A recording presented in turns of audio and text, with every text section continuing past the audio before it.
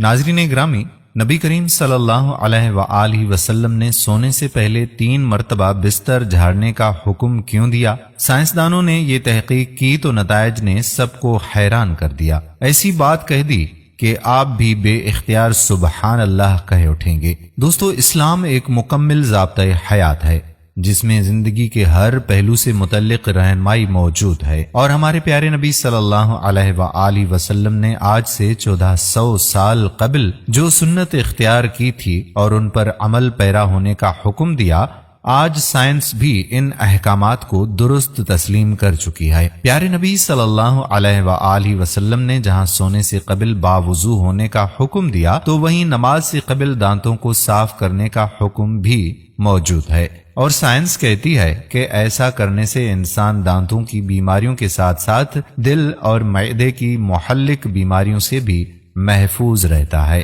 نبی کریم صلی اللہ علیہ وآلہ وسلم کے احکامات اور سنت سے یہ ثابت ہوتا ہے کہ سونے سے قبل اپنے بستر کو 3 بار جھاڑ لینا چاہیے۔ بظاہر تو ایسا نظر آتا ہے کہ اس حکم کا مقصد بستر کو کیڑے مکوڑوں یا کسی اور نقصان دہ چیز سے صاف کرنا ہے، لیکن سائنسی تحقیق میں ایسا انکشاف ہوا ہے کہ آپ بھی حیران رہ جائیں گے اور بے اختیار سبحان اللہ کہہ اٹھیں گے کہ کس طرح سے نبی کریم صلی اللہ علیہ وآلہ وسلم نے امت کو بچاؤ کی تدابیر بتا دیں۔ سائنس کے مطابق انسانی جسم میں میٹابولزم کا عمل 24 گھنٹے جاری رہتا ہے، جس کے باعث ہر پل سینکڑوں نئے سیل بنتے ہیں اور پرانے سیل ٹوٹتے ہیں۔ حیران کن بات تو یہ ہے کہ سونے کے دوران جسم میں ٹوٹنے والے سیل بستر ہی پر گر جاتے ہیں، جو انتہائی چھوٹے ہونے کے باعث نظر نہیں آتے۔ اگر بستر کو بغیر جھاڑے اس پر سونے کے لیے لیٹ جائیں تو یہ مردہ سیل جسم میں داخل ہو کر کئی مہلک بیماریوں کا باعث بنتے ہیں، اور سائنس نے بھی یہ ثابت کیا ہے کہ ان مردہ سیلز کو صاف کرنے کے لیے بستر کو کم از کم 3 بار جھاڑنا لازم ہے، اور ایسا کرنے سے خطرہ ٹل جاتا ہے۔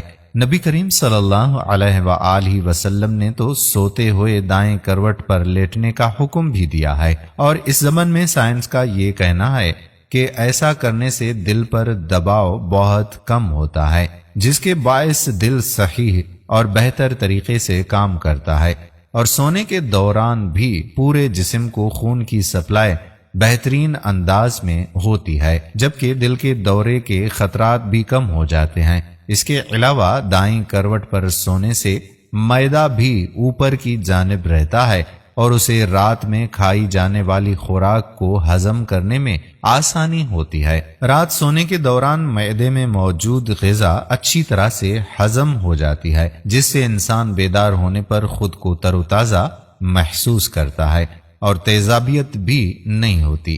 سبحان اللہ، یہ ہے ہمارا پیارا دین جس میں زندگی گزارنے کے تمام اصول موجود ہیں۔ اگر ہم سنت نبی صلی اللہ علیہ وآلہ وسلم پر عمل پیرا ہوں تو ہمیں زندگی میں بہت سی کامیابیاں اور اچھی صحت ملے گی۔